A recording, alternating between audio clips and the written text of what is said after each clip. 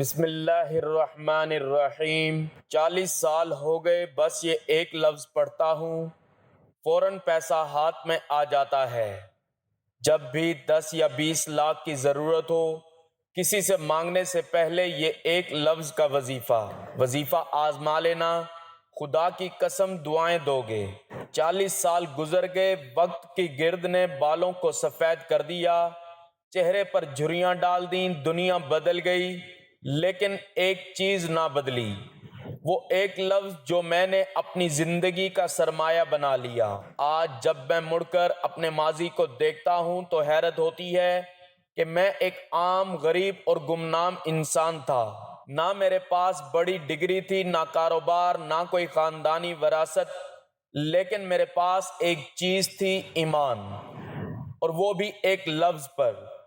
جی ہاں، صرف ایک لفظ، اللہ۔ یہ لفظ میرے دل کی دھڑکن بن گیا۔ میری صبح اسی سے شروع ہوتی، میری رات اسی پر ختم ہوتی۔ نہ جانے کتنے وقت ایسے آئے کہ جب بھوک تھی، افلاس تھا، ضرورت تھی، قرض تھا اور مانگنے والا کوئی نہ تھا، لیکن میں نے ہر بار ایک ہی راستہ چنا، ہاتھ اٹھا کر اللہ کہا، دل سے کہا، آنکھوں سے کہا، سجدے میں کہا، تنہائی میں کہا، اور پھر دیکھتے ہی دیکھتے 4 پیسے نہیں، 4 سمتوں سے دولت برسنے لگی۔ کیا یہ کوئی جادو تھا؟ نہیں، یہ ایمان کا نتیجہ تھا، توکل کا انعام تھا اور اللہ کی رحمت کا وعدہ تھا۔ یاد رکھیے، قرآن ہمیں بتاتا ہے وَمَن يَتَّقِ اللَّهَ يَجْعَل لَّهُ مَخْرَجًا وَيَرْزُقْهُ مِنْ حَيْثُ لَا يَحْتَسِبُ۔ ترجمہ: جو کوئی اللہ سے ڈرتا ہے، اللہ اس کے لیے نکلنے کا راستہ بنا دیتا ہے اور اسے وہاں سے رزق دیتا ہے جہاں سے اسے گمان بھی نہ ہو۔ میں خود گواہی دیتا ہوں، ایک دن ایسا آیا جب مجھے اچانک 10 لاکھ کی ضرورت پڑی۔ سب دروازے بند تھے، لوگ قرض دینے کو تیار نہ تھے، لیکن میں نے اپنی دعا میں کچھ اور نہ کہا، بس سجدے میں جا کر رو رو کر کہا، اللہ اللہ اللہ۔ مجھے نہیں معلوم کیا ہوا، لیکن اگلے دن ایک پرانا دوست جس سے برسوں رابطہ نہیں تھا اچانک ملا اور کہا، بھائی میرے پاس کچھ اضافی پیسے ہیں، اگر آپ کو ضرورت ہو تو رکھ لیں۔ میں حیران رہ گیا، میں نے تو کسی سے مانگا بھی نہ تھا۔ تب سمجھ آیا کہ یہ لفظ خالی نہیں، یہ دراصل ساری کائنات کی کنجی ہے۔ اللہ، یہ لفظ کیا ہے؟ یہ صرف ایک نام نہیں، یہ کائنات کا مرکز ہے۔ یہ وہ نام ہے جسے ہر نبی نے پکارا، ہر مظلوم نے روتے ہوئے دہرایا اور ہر فقیر نے دعا میں سمیٹا۔ یہ وہ نام ہے جو عرش کو ہلا دیتا ہے اور زمین کے بند دروازے کھول دیتا ہے۔ حضرت یونس علیہ السلام کو سمندر کی تہہ میں، مچھلی کے پیٹ میں جب کوئی امید نہ رہی تو انہوں نے بھی پکارا، لا الہ الا انت سبحانک انی کنت من الظالمین۔ اور قرآن کہتا ہے، فاستجبنا لہ ونجیناہ من الغم وکذالک ننجی المؤمنین، یعنی اللہ نے دعا کی اور انہیں نجات دی۔ ایسا ہی حال ہر اس شخص کا ہے جو اللہ کو سچے دل سے پکارتا ہے۔ کبھی غور کیا کہ ہمیں کتنی بار اس لفظ کو دہرانے کا حکم ملا ہے؟ نماز میں، اذان میں، تسبیح میں، دعا میں، قرآن کی ہر سطر میں، کیونکہ اللہ کا ذکر وہ دروازہ ہے جو ہر مصیبت کو آسان کر دیتا ہے۔ اللہ کا مطلب ہے محبوب، معبود، مددگار، محافظ اور مکمل حاکم۔ یہ لفظ ہر مسلمان کے لیے ایسا سرمایہ ہے جو دنیا و آخرت دونوں کو سنوار دیتا ہے۔ بعض اولیاء کرام نے پوری زندگی اسی ایک لفظ کی تسبیح کی، اسی میں فنا ہو گئے اور اللہ نے انہیں دنیا و آخرت کا سردار بنا دیا۔ حضرت حسن بصری رحمۃ اللہ علیہ فرماتے ہیں، اللہ کے ذکر سے بڑی کوئی دولت نہیں اور اللہ کے ذکر سے غفلت سے بڑی کوئی محرومی نہیں۔ رزق کے دروازے کھلتے ہیں۔ ایک مرتبہ ایک شخص نے حضرت علی رضی اللہ تعالیٰ عنہ سے سوال کیا، میرے رزق میں برکت کیوں نہیں؟ حضرت علی نے فرمایا، اللہ کا نام صبح سویرے 100 مرتبہ دل سے لے، رزق تیرے قدموں میں آ جائے گا۔ میں نے یہی کیا صبح فجر کے بعد وضو کر کے سیدھے قبلے کی طرف بیٹھا اور صرف ایک لفظ دہرایا، اللہ اللہ اللہ۔ اور جب بھی کوئی ضرورت آتی، وہ 10 لاکھ ہوں یا 20 یا 5 روپے، بھی کسی انسان کے در پر جانے کی ضرورت نہیں رہتی، خود اللہ کوئی سبب بنا دیتا ہے۔ نبی کریم صلی اللہ علیہ وآلہ وسلم کا فرمان، جو بندہ دنیا میں کثرت سے اللہ کہتا ہے، قیامت کے دن اللہ اس کو ایسا سایہ دے گا جہاں کوئی سایہ نہ ہوگا۔ اور ایک اور حدیث میں آتا ہے، اللہ کا ذکر کرنے والا زندہ ہے اور جو نہ کرے وہ مردہ ہے، چاہے وہ ظاہراً سانس لیتا ہو۔ ہندوستان کے ایک ولی اللہ تھے، سید احمد بخاری رحمت اللہ علیہ، وہ ہر وقت اللہ اللہ کہتے رہتے۔ ان کے پاس نہ کوئی مال تھا نہ کوئی دولت، لیکن سارا شہر ان کا محتاج تھا۔ ایک دن ان سے کسی نے پوچھا، آپ کے پاس تو کچھ نہیں، لیکن لوگ آپ سے مانگنے کیوں آتے ہیں؟ تو آپ نے مسکرا کر کہا، میرے پاس کچھ نہیں، لیکن میں اللہ کہتا ہوں اور اللہ سب کچھ دے دیتا ہے۔ یہی وہ راز ہے جسے آج ہم نے فراموش کر دیا ہے۔ ہم انسانوں کے دروازے کھٹکھٹاتے ہیں، لیکن اس دروازے کو بھول گئے جس کا وعدہ ہے، ادعونی استجب لکم، مجھے پکارو میں تمہاری دعا قبول کروں گا۔ ارشاد باری تعالیٰ ہے، تم مجھے یاد کرو میں تمہیں یاد کروں گا، اور میرا حق مانو اور میری ناشکری نہ کرو۔ حضرت ثابت بنانی رحمت اللہ علیہ کا فرمان ہے کہ میں جانتا ہوں کہ میرا رب مجھے کب یاد کرتا ہے۔ لوگ پریشان ہو گئے اور پوچھا، آپ رحمت اللہ علیہ یہ کس طرح جان لیتے ہیں؟ فرمایا، جب میں اس کو یاد کرتا ہوں وہ مجھے یاد فرماتا ہے، کیونکہ اللہ پاک نے خود قرآن پاک میں ارشاد فرمایا ہے۔ ارشاد باری تعالیٰ ہے، پھر جب نماز سے فارغ ہو جاؤ تو اللہ کو کھڑے اور بیٹھے اور لیٹے ہونے کی حالت میں یاد کرو، یعنی کسی حالت میں بھی ہو اس کی یاد اور اس کے ذکر سے غافل نہ ہو۔ پھر جب مطمئن ہو جاؤ تو حسب دستور نماز قائم کرو۔ حضرت ابن عباس رضی اللہ تعالیٰ عنہ کا ارشاد ہے، اس سے مراد یہ ہے کہ دن رات، خشکی تری، سفر و حضر، فکر و قناعت، صحت و مرض اور ظاہر و باطن، ہر حال میں اللہ پاک کا ذکر کرتے رہو۔ ارشاد باری تعالیٰ ہے، اے ایمان والو، اللہ کو بہت یاد کرو اور صبح و شام اس کی پاکی بولو۔ تو کیا وہ جس کا سینہ اللہ نے اسلام کے لیے کھول دیا تو وہ اپنے رب کی طرف سے نور پر ہے؟ اس جیسا ہو جائے گا جو سنگ دل ہے، تو خرابی ہے ان کی جن کے دل یاد خدا کی طرف سے سخت ہو گئے ہیں۔ اور جو اپنے رب کی یاد سے منہ پھیرے وہ اسے چڑھتے عذاب میں ڈالے گا، اور جس نے میری یاد سے منہ پھیرا تو بے شک اس کے لیے تنگ زندگانی ہے، اور ہم اسے قیامت کے دن اندھا اٹھائیں گے۔ اے ایمان والو، تمہارے مال نہ تمہاری اولاد کوئی چیز تمہیں اللہ کے ذکر سے غافل نہ کرے، اور جو ایسا کرے گا تو وہی لوگ نقصان میں ہیں۔ حضرت ابو موسیٰ رضی اللہ تعالیٰ عنہ سے روایت ہے کہ حضور نبی اکرم صلی اللہ علیہ وآلہ وسلم نے فرمایا، اپنے رب کا ذکر کرنے والے اور نہ کرنے والے کی مثال زندہ اور مردہ دلوں کی سی ہے۔ زندگی ہر شخص کو محبوب ہے اور مرنے سے ہر شخص ہی گھبراتا ہے۔ بعض علماء نے فرمایا ہے کہ جو شخص اللہ پاک کا ذکر کرتا ہے اس کا دل زندہ رہتا ہے، اور جو ذکر نہیں کرتا اس کا دل مر جاتا ہے۔ اور بعض علماء نے فرمایا کہ تشبیہ نفع اور نقصان کے اعتبار سے ہے کہ اللہ کا ذکر کرنے والے شخص کو جو ستائے وہ ایسا ہے جیسا کسی زندہ کو ستائے کہ اس سے انتقام لیا جائے، اور وہ اپنے کیے ہوئے کو بھگتے گا، اور غیر ذاکر کو ستانے والا ایسا ہے جیسا مردے کو ستانے والا کہ وہ خود انتقام نہیں لے سکتا۔ حکیم ترمذی رحمت اللہ علیہ کہتے ہیں کہ اللہ کا ذکر دل کو تر کرتا ہے اور نرمی پیدا کرتا ہے، اور جب دل اللہ کے ذکر سے خالی ہوتا ہے تو نفس کی گرمی اور شہوت کی آگ سے خشک ہو کر سخت ہو جاتا ہے، اور سارے اعضاء سخت ہو جاتے ہیں، اطاعت سے رک جاتے ہیں۔ اگر ان اعضاء کو کھینچو تو ٹوٹ جائیں گے، جیسے کہ خشک لکڑی کے جھکانے سے نہیں جھکتی، صرف کاٹ کر جلا دینے کے کام کی رہ جاتی ہے۔ حضور اکرم صلی اللہ علیہ وآلہ وسلم کا ارشاد پاک ہے، اگر ایک شخص کے پاس بہت سے روپے ہوں اور وہ ان کو تقسیم کر رہا ہو، اور دوسرا شخص اللہ پاک کے ذکر میں مشغول ہو، تو ذکر کرنے والا افضل ہے۔ اللہ رب العالمین کے راستے میں خرچ کرنا کتنی ہی بڑی چیز کیوں نہ ہو، لیکن اللہ رب العالمین کی یاد اس کے مقابلے میں بھی افضل ہے۔ حضور اکرم صلی اللہ علیہ وآلہ وسلم کا ارشاد پاک ہے کہ جنت میں جانے کے بعد اہل جنت کو دنیا کی کسی چیز کا بھی قلق و افسوس نہیں ہوگا، بجز اس گھڑی کے جو دنیا میں اللہ پاک کے ذکر کے بغیر گزر گئی ہو۔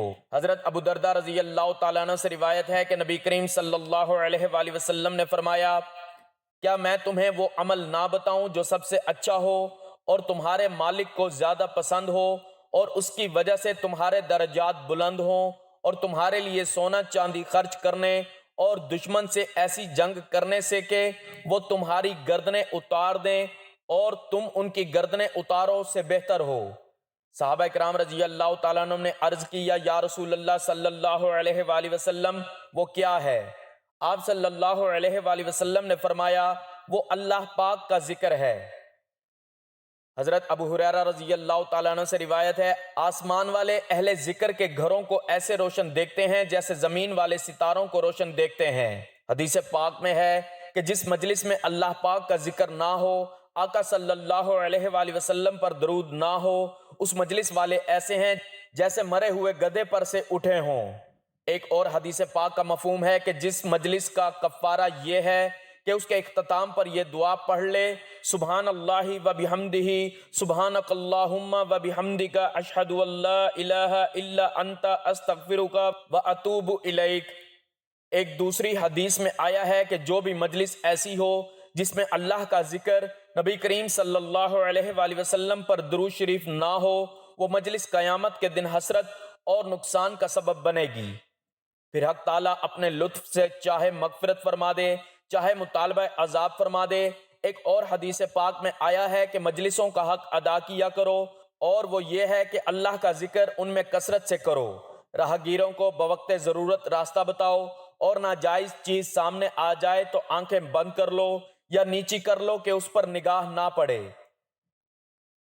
حضرت انس بن مالک رضی اللہ تعالیٰ عنہ سے روایت ہے کہ حضور نبی اکرم صلی اللہ علیہ وآلہ وسلم نے فرمایا، جب تم جنت کی کیاریوں سے گزرو تو ان میں سے خوب کھایا کرو۔ صحابہ کرام رضی اللہ تعالیٰ عنہ نے عرض کیا، یا رسول اللہ صلی اللہ علیہ وآلہ وسلم جنت کی کیاریاں کون سی ہیں؟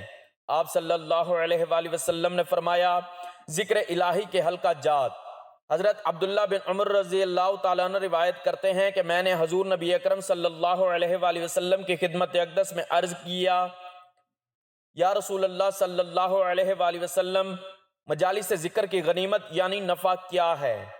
آپ صلی اللہ علیہ وآلہ وسلم نے فرمایا، مجالس ذکر کی غنیمت جنت ہے۔ حضرت ابو درداء رضی اللہ تعالیٰ عنہ سے روایت ہے کہ آقائے دو جہاں سرور کون و مکان صلی اللہ علیہ وآلہ وسلم نے فرمایا، قیامت کے دن اللہ تعالیٰ کچھ ایسے لوگوں کو اٹھائے گا جن کے چہرے پر نور ہوں گے، وہ موتیوں کے ممبروں پر ہوں گے، لوگ انہیں دیکھ کر رشک کریں گے، نہ تو وہ انبیاء ہوں گے اور نہ ہی شہداء۔ حضرت ابو درداء رضی اللہ تعالیٰ عنہ کہتے ہیں کہ ایک عربی اپنے گھٹنوں کے بل بیٹھ کر کہنے لگا، یا رسول اللہ صلی اللہ علیہ وآلہ وسلم، آپ صلی اللہ علیہ وآلہ وسلم ہمارے سامنے ان کا حلیہ بیان فرمائیں تاکہ ہم انہیں جان لیں۔ آپ صلی اللہ علیہ وآلہ وسلم نے فرمایا، یہ وہ لوگ ہیں جو مختلف قبیلوں اور مختلف علاقوں سے تعلق رکھنے کے باوجود اللہ تعالیٰ کی خاطر ایک دوسرے سے محبت کرتے ہیں، اکٹھے ہو کر اللہ تعالیٰ کا ذکر کرتے ہیں۔ ابو واقد حارث بن عوف رضی اللہ تعالیٰ عنہ سے مروی ہے کہ نبی کریم صلی اللہ علیہ وآلہ وسلم مسجد میں تشریف فرما تھے، لوگ بھی بیٹھے تھے کہ تین آدمی آئے۔ وہ آدمی آقا صلی اللہ علیہ وآلہ وسلم کی طرف چلے اور ایک آدمی واپس چلا گیا۔ وہ دونوں کچھ دیر آقا صلی اللہ علیہ وآلہ وسلم کے پاس کھڑے رہے، پھر ان میں سے ایک آدمی کو بیٹھنے کی جگہ نظر آئی اور وہ مجلس میں بیٹھ گیا اور دوسرا آدمی لوگوں کے پیچھے بیٹھ گیا۔ جب حضور صلی اللہ علیہ وآلہ وسلم فارغ ہوئے تو فرمایا، کیا میں تمہیں ان تین آدمیوں کے متعلق نہ بتاؤں؟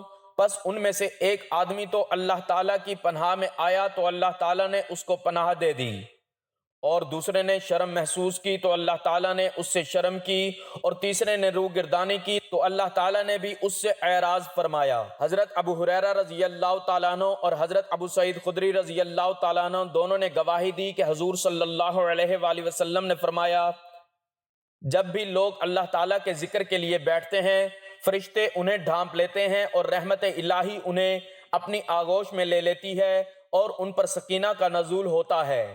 اللہ تعالیٰ ان کا ذکر اپنی بارگاہ کی حاضری میں کرتا ہے۔ حضرت ابو ہریرہ رضی اللہ تعالیٰ عنہ سے مروی ہے کہ نبی کریم صلی اللہ علیہ وآلہ وسلم نے فرمایا، بے شک اللہ تعالیٰ کے کچھ فرشتے ہیں جو راستوں پر پھرتے رہتے ہیں اور اہل ذکر کو تلاش کرتے ہیں، اور جب انہیں کوئی ایسی جماعت نظر آتی ہے جو اللہ کا ذکر کر رہے ہوں تو فرشتے آواز دیتے ہیں، اپنے مقصد کی طرف آؤ۔ پھر فرشتے انہیں اپنے پروں کے ساتھ آسمان دنیا تک ڈھانپ لیتے ہیں۔ اللہ تعالیٰ فرشتوں سے پوچھتا ہے، حالانکہ وہ سب کچھ جاننے والا ہے، میرے بندے کیا کہتے ہیں؟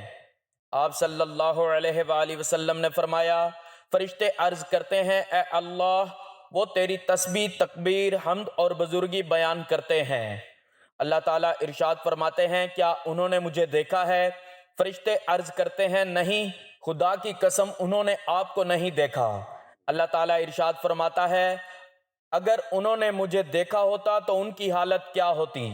آقا صلی اللہ علیہ وآلہ وسلم نے فرمایا، فرشتے عرض کرتے ہیں، اگر وہ آپ کو دیکھ لیتے تو اور زیادہ آپ کی عبادت کرتے، تیری اور زیادہ بزرگی بیان کرتے، اور زیادہ تیری تسبیح بیان کرتے۔ اللہ تعالیٰ ارشاد فرماتا ہے، وہ کیا مانگتے ہیں؟ فرمایا، فرشتے عرض کرتے ہیں، وہ آپ سے جنت مانگتے ہیں۔ فرمایا، اللہ تعالیٰ ارشاد فرماتا ہے، کیا انہوں نے جنت کو دیکھا ہے؟ فرمایا، فرشتے عرض کرتے ہیں، نہیں، خدا کی قسم، اے ہمارے رب، انہوں نے جنت کو نہیں دیکھا۔ فرمایا، اللہ تعالیٰ ارشاد فرماتا ہے، اگر وہ جنت کو دیکھ لیں تو ان کی حالت کیا ہوگی؟ فرمایا، فرشتے عرض کرتے ہیں، اگر وہ جنت کو دیکھ لیں تو وہ جنت کے زیادہ آرزو مند ہوں، اسے زیادہ شدت سے طلب کریں اور اس کے لیے ان کی رغبت بہت زیادہ ہو جائے۔ اللہ نے ارشاد فرمایا، وہ کس چیز سے پناہ مانگتے ہیں؟ فرمایا، فرشتے عرض کرتے ہیں، وہ دوزخ سے پناہ مانگتے ہیں۔ فرمایا، اللہ تعالیٰ ارشاد فرماتا ہے، کیا انہوں نے دوزخ کو دیکھا ہے؟ فرمایا، فرشتے عرض کرتے ہیں، نہیں، خدا کی قسم، انہوں نے اسے نہیں دیکھا۔ تو اللہ تعالیٰ ارشاد فرماتا ہے، اگر وہ دوزخ کو دیکھ لیں تو ان کی حالت کیا ہوگی؟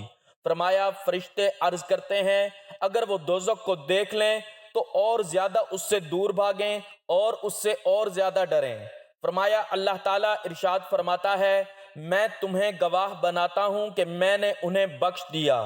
فرمایا، ایک فرشتہ عرض کرتا ہے، ان میں فلاں شخص بھی ہے جو ان میں سے نہیں، وہ تو کسی غرض سے وہاں آیا تھا۔ تو اللہ تعالیٰ ارشاد فرماتا ہے، وہ ایسے ہم مجلس ہیں جن کی مجلس میں بیٹھنے والا بدبخت نہیں ہو سکتا۔ حضرت ابو سعید رضی اللہ تعالیٰ عنہ سے روایت ہے کہ حضور نبی اکرم صلی اللہ علیہ وآلہ وسلم نے فرمایا، اللہ تعالیٰ فرماتا ہے، قیامت کے دن اکٹھا ہونے والوں کو پتہ چلے گا کہ بزرگی اور سخاوت والے کون لوگ ہیں۔ عرض کیا گیا، یا رسول اللہ صلی اللہ علیہ وآلہ وسلم، بزرگی والے کون لوگ ہیں؟ آپ صلی اللہ علیہ وآلہ وسلم نے فرمایا، مجالس ذکر منعقد کرنے والے۔ اللہ پاک ہمیں اپنا ذکر کثرت سے کرنے کی توفیق عطا فرمائے۔ بروز قیامت آقا صلی اللہ علیہ وآلہ وسلم کی شفاعت اور اپنی جنت کا حقدار بنائے اور مسلمانوں کو آپس میں اتفاق و اتحاد نصیب فرمائے، آمین۔ ناظرین، وقت کی نزاکت کو مد نظر رکھتے ہوئے آج کے وظیفے کی جانب چلتے ہیں۔ وہ کون سا ایک لفظ ہے جسے آپ نے پڑھنا ہے اور اللہ تعالیٰ آپ کی ہر ضرورت کو پورا کر دے گا۔ آپ یہ عمل دن میں کسی بھی وقت کر سکتے ہیں۔ یہ اللہ تعالیٰ کے ایک نام کی تسبیح ہے جو آپ نے پڑھنی ہے، اور اس کے ساتھ قرآن پاک کی ایک سورت اور ایک آیت کا وظیفہ جو میں آج آپ کو بتانے جا رہا ہوں۔ سب سے پہلے آپ نے حضور پاک صلی اللہ علیہ وآلہ وسلم کی ذات اقدس پر درود پاک آپ کوئی سا بھی پڑھ سکتے ہیں۔ ایک بار ثواب کی نیت سے میرے ساتھ بھی درود پاک پڑھ لیں۔ اللہم صلی علی محمد وعلی آل محمد کما صلیت علی ابراہیم وعلی آل ابراہیم انک حمید مجید۔ اللہم بارک علی محمد وعلی آل محمد کما بارکت علی ابراہیم وعلی آل ابراہیم انک حمید مجید۔ درود پاک پڑھنے کے بعد آپ نے ایک تسبیح اللہ تعالیٰ کا مبارک نام پڑھنا ہے، یا اللہ یا اللہ یا اللہ۔ یہ ایک تسبیح پڑھنے کے بعد آپ نے 33 مرتبہ یہ آیت پڑھنی ہے، حسبنا اللہ و نعم الوکیل نعم المولا و نعم النصیر، حسبنا اللہ و نعم الوکیل نعم المولا و نعم النصیر۔ یہ آیت 33 مرتبہ پڑھنے کے بعد آپ نے ایک مرتبہ سورۃ مزمل کی تلاوت کرنی ہے۔ اس کے بعد آخر میں آپ نے پھر دوبارہ درود پاک پڑھنا ہے جو آپ نے شروع میں پڑھا تھا۔ ناظرین، اگر زندگی میں بار بار مایوسی آتی ہے، وسائل کی کمی ہے یا ہر در بند لگتا ہے تو ایک بار سچے دل سے اللہ کہنا سیکھو۔ دن میں 1000 بار یا کم از کم صبح و شام 100 بار دل سے اللہ کہو۔ اس میں نہ وقت لگتا ہے، نہ پیسے، نہ کسی سے شرمندگی، اور دیکھو کیسے اللہ تمہارے لیے آسمانوں کے دروازے کھولتا ہے۔ یہ ایک لفظ تمہاری زندگی بدل سکتا ہے، جیسے میری بدلی۔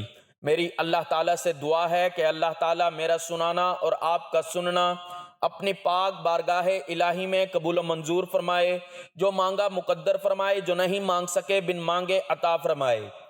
اللہ تعالیٰ نیکی کی بات کو سننے سمجھنے اور اس پر عمل کرنے کی طاقت اور توفیق مرحمت فرمائے، آمین۔ ناظرین، آپ سے گزارش ہے کہ اپنے رزق میں برکت، وسعت اور کشادگی کے لیے اللہ تعالیٰ کے 99 ناموں میں سے کوئی ایک نام کمنٹ سیکشن میں ضرور شیئر کریں۔ اللہ تعالیٰ ہم سب کا حامی و ناصر ہو، آمین۔ جزاک اللہ۔